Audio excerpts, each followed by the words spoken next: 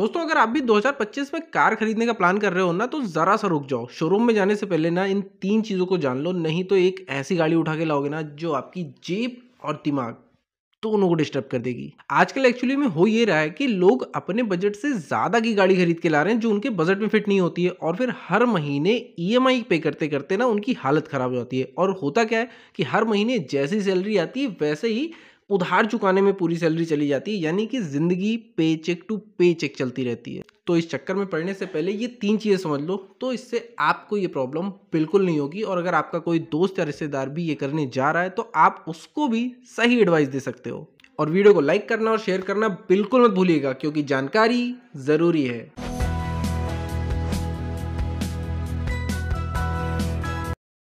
सबसे पहली चीज जो आपको समझनी है वो ये कि आपके बजट में कौन सी गाड़ी फिट हो सकती है।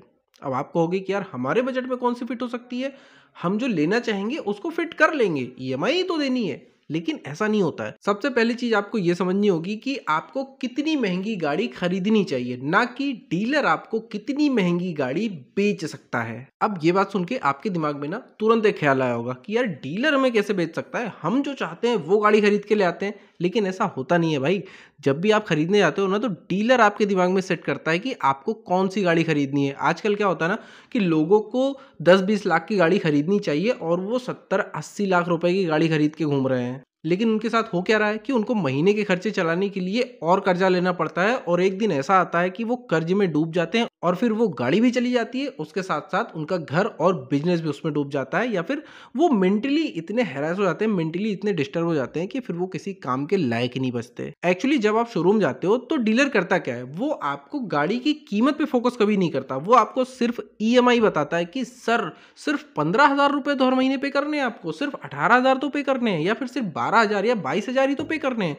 जो भी आपकी ईएमआई बन रही है वो आपको कम से कम करके बताता है, लेकिन बाकी चीज़ों के बारे में वो फोकस करता ही नहीं है। और फिर आप भी उस टाइम पे शोरूम में गाड़ी देखते हो कि यार चलो ठीक है, मैं तो ये छोटी गाड़ी लेने वाला था, ये तो कह रहा है हर महीने से 15,000 की ईएमआई देनी है, इसको ले चलते हैं, क्या फर्क पड़ता है, सैलरी तो मेरी 30,000 40,000 रही है, इतनी ईएमआई तो मैं दे ही सकता हूँ। लेकिन आप उसके आगे का नहीं सोच पाते हो कि हमें ये ईएमआई अगले कितने सालों तक देनी है। और सबसे पहली चीज यही आपको ध्यान देनी है कि आपको गाड़ी की पूरी कीमत को अपने दिमाग में रख के चलना है, ना कि हर महीने की ईएमआई को। और अगर आप ये कंफ्यूज हो कि मुझे कितनी बड़ी गाड़ी लेनी चाहिए, तो इसके लिए एक फॉर्मूला है 35% रूल। यानी कि जब भी आपको कोई गाड़ी खरीदनी है तो आप अपनी सालाना सैलरी का 35% निकालो, और वो जो भी होता है ना आपको सिर्फ उसके अंदर की गाड़ी लेनी है, उससे महंगी गाड़ी आपको कभी भी नहीं लेनी है। तो 35% रूल के हिसाब से अगर आप सालाना 10 लाख रुपए कमाते हो तो आपको 3.5 लाख रुपए की ही गाड़ी लेनी है, उससे ज्यादा की नहीं लेनी है। अगर आप सालाना 20 लाख कमाते हो तो आपको 7 लाख रुपए तक की गाड़ी लेनी है।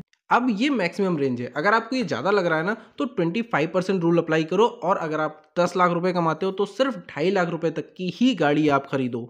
इसके साथ ही आपको एक चीज और ध्यान रखनी है कि आपकी ईएमआई जो है ना वो आपकी सैलरी की 10% से ज्यादा नहीं होनी चाहिए। अगर आप महीने के 50,000 कमा रहे हो तो आपकी हर महीने की ईएमआई 5,000 से ज्यादा नहीं होनी चाहिए। अगर आप 1 लाख कमा रहे हो तो आपकी ईएमआई 10,000 से ज्यादा नहीं होनी चाहिए। आप उतने पैसे डाउन पेमेंट पे लेके जाओ कि आपके महीने की ईएमआई 10% से ज्यादा ना हो। ये क्यों होना चाहिए? अब आप कहोगे कि यार ठीक है मैं 50,000 कमा रहा हूँ, अगर 25,000 ईएमआई भी चले जाते हैं तो 25,000 तो बचते हैं मेरे पास। लेकिन ये जब आप सिर्फ गाड़ी खरीदते टाइम सोचते हो, आप उसके बाद का नहीं सोचते हो, क्योंकि आपका जो ईएमआई है वो अगले 5 साल या 7 साल तक चलने वाली है, या 4 साल जितनी भी चलने वाली है।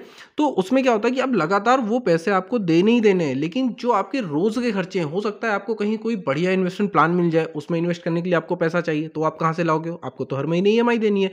हो सकता है आपके यहाँ कोई इमरजेंसी आ गई, उसके पैसे आप कहाँ से लेके आओगे? उसके लिए आपको अलग से इमरजेंसी फंड बना के रखना बहुत जरूरी है, उसके लिए भी पैसे चाहिए। या हो सकता है कि आपको घर का ऊपर वाला फ्लोर बनवाना है, तो उसके लिए आप पैसे कहाँ से लाओगे? नहीं ला पाओगे। क्यों? क्योंकि अगले 5 साल तक आपको इतनी सारी ईएमआई देनी है। तो वो सारी चीजें कैलकुलेट करने के बाद ये फॉर्मूला निकाला गया है कि आपको इतना ही करना है जिससे आपकी बाकी की जिंदगी डिस्टर्ब ना हो, और आपकी जेब भी भरी रहे, और आपका दिमाग भी खुश रहे। और फिर ईएमआई के अलावा आपकी गाड़ी का इंश्योरेंस, डीजल पेट्रोल का खर्चा, उसकी मेंटेनेंस, ये सारी चीजें भी तो लगती हैं। उसका खर्चा कहाँ से लाओगे?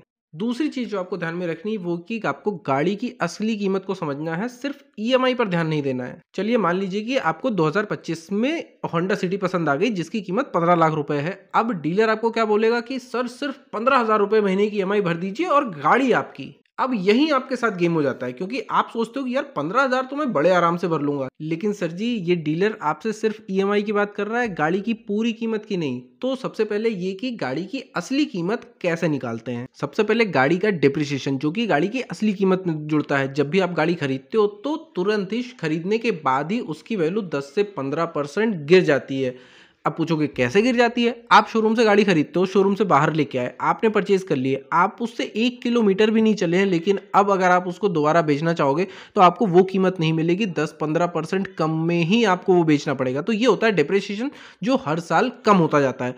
इसके बाद टैक्स और रजिस्ट्रेशन, जो कि फाइनेंस होता नहीं है, वो ईएमआई से बाहर आता है। तो tax on registration, RTO fees है, ये आपको अलग से पे करनी पड़ती है। उसके बाद जो आपने लोन लिया हुआ है उसका जो ब्याज लग रहा है वो अलग से, जो कि गाड़ी की असली कीमत में आपको जोड़ के कैलकुलेट करना चाहिए। हर महीने पेट्रोल और डीजल का खर्चा जरूरी है। मेंटेनेंस, गाड़ी में कोई टायर खराब हो गया, कोई पार्ट खराब हो गया, उसका खर्चा अलग से लगना है। और अगर आपकी गाड़ी महंगी है तो आपका इंश्योरेंस भी महंगा होगा। यानी कि अगर अगले 5 साल का खर्चा हम निकालें, जब तक हमारी ईएमआई चल रही है, तब तक उस 15 लाख गाड़ी की कीमत 22 से 25 लाख रुपए तक हो जाएगी। तो आपको ये भी ध्यान रखना है कि क्या आप उस 5 साल में इतने पैसे कमा लोगे कि ये पैसे आप उसको पे कर पाओगे, तब जाके वो गाड़ी आपको खरीदनी है। और यही चीज मैं आपको समझाने की कोशिश कर रहा हूं। और तीसरी चीज जो आपको ध्यान रखनी है वो ये कि आपको गाड़ी की एक्चुअल प्राइस पर डील करना है, ना कि ईएमआई पर डील करना है। क्योंकि डीलर आपको सिर्फ ईएमआई पर फोकस करेगा, आपको सिर्फ ईएमआई बताएगा कि आपको हर महीने सर 15,000 ईएमआई देनी है, आप तो गाड़ी ले जाओ, कोई टेंशन वाली बात नहीं है। तो ऐसे में डीलर आपको ईएमआई के नाम पर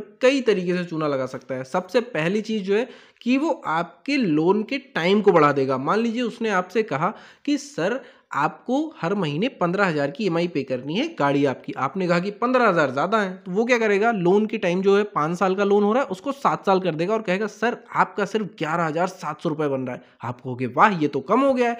फॉर एग्जाम्पल 10 लाख की गाड़ी अगर आप 5 साल के लिए लोन कराते हो तो उस पर आपको 12 से 12.5 लाख रुपए पे करने होते हैं। लेकिन अगर वही सेम लोन आप 7 साल का करवाते हो तो उस पर 14 से 15 लाख रुपए आपको पे करने पड़ते हैं। सोचिए ये कितना बड़ा डिफरेंस है, 2 से 2.5 लाख रुपए का, जो आपकी ही जेब से जाना है। दूसरी चीज जो डीलर आपको करेगा वो ये कि वो एक्स्ट्रा चीजें आपके लिए जोड़ देगा, जैसे कि सर रोड साइड असिस्टेंट से 3D मैट्स मिलेंगी, आपको टेफ्लॉन कोटिंग मिलेगी, आपको 5 वॉश फ्री मिलेगी कार की, और तरह तरह की चीजें। शायद उन चीजों की आपको जरूरत भी नहीं है, लेकिन वो चीजें आपको जोड़ के बताएगा कि सर जब आप ये सब ईएमआई लेंगे तब आपको ये फैसिलिटीज हमारी तरफ से दी जाएंगी। और उसके बाद तीसरा तरीका, वो आपको फाइनेंस के लिए जोर देगा, आपको बोलेगा कि सर आप फाइनेंस ही कराओ, क्योंकि जब तक आप फाइनेंस नहीं कराओगे तो ईएमआई तो फाइनेंस कराने के बाद ही बनती है, और उन कंपनीज को, उन डीलरशिप को भी फाइनेंस कराने से मोटा कमीशन मिलता है, तो वो आपको उस पर डिस्काउंट भी देते हैं।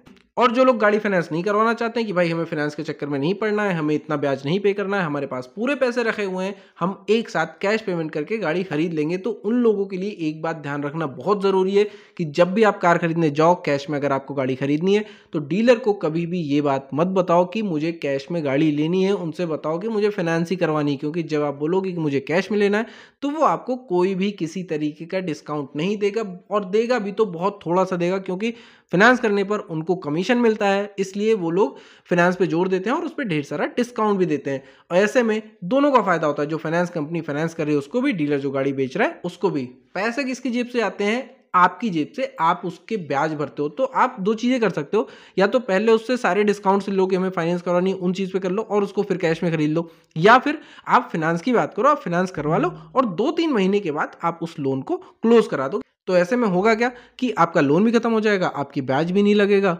सिंपल। यानी कि गाड़ी खरीदने से पहले आपको इन चीजों का ध्यान रखना है, जिसमें से सबसे पहली चीज ये कि आपको 35% रूल अपनाना है, कि आपकी सैलरी के 35% से ज्यादा की कार नहीं होनी चाहिए। सेफ चलना है तो 25% होना चाहिए, और उसके साथ ही जो ईएमआई है वो आपकी हर महीने सैलरी की 10% से ज्यादा नहीं होनी चाहिए। फिर उसके बाद आपको ये बात ध्यान देनी कि गाड़ी की असली कीमत क्या है, ना कि उसकी ईएमआई। सिर्फ ईएमआई को देख के गाड़ी घर कभी मत लाना, नहीं तो जेब से लेके दिमाग तक सब प्रेशर में रहेगा। डीलर के ईएमआई ट्रैप में नहीं फंसना है, वो आपको बार बार ईएमआई के बारे में बोलेगा, लेकिन फिर भी आपको गाड़ी की असली कीमत कैलकुलेट करनी है अगले 5 साल तक, अगर आप उसको फाइनेंस करवा रहे हो तो। और सबसे इंपॉर्टेंट कि गाड़ी कैश में खरीद रहे हो तो डीलर को पहले से मत बताओ कि मुझे गाड़ी कैश में खरीदनी है, इससे आप बहुत सारे पैसे बचा सकते हो। ये बहुत सिंपल सी चीज़ें हैं, अगर आप इन सब चीज़ों का ध्यान रखते हो तो गाड़ी खरीदने के बाद, आप कार खरीदने के बाद बिल्कुल भी नहीं पछताओगे और आपके ना तो जेब पर ना ही दिमाग पर किसी भी तरीके का प्रेशर आएगा। आपकी बाकी ज़िंदगी जो है वो भी बहुत ही स्मूथ चलती रहेगी, आपके बाकी खर्चे भी बहुत अच्छे से चलते रहेंगे और आप सबसे ज़रूरी चीज़ ये कि आप खुश रहोगे, आपका परिवार भी खुश रहेगा। तो अगर आपको ये टिप्स सही लगी हो, ये जानकारी अच्छी लगी हो तो हमारी वीडियो को लाइक ज़रूर से कर दें। आपके कोई सवाल हो तो कमेंट बॉक्स में लिखें, मैं उसका जवाब ज़रूर दूँगा। और चैनल को सब्सक्राइब नहीं किया तो सब्सक्राइब ज़रूर से कर लें, क्योंकि इस पर बहुत सारे आपको जेन्युइन नॉलेज मिलती रहेंगी। फिर मिलते हैं एक नए वीडियो में, तब तक के लिए जय हिंद, जय भारत।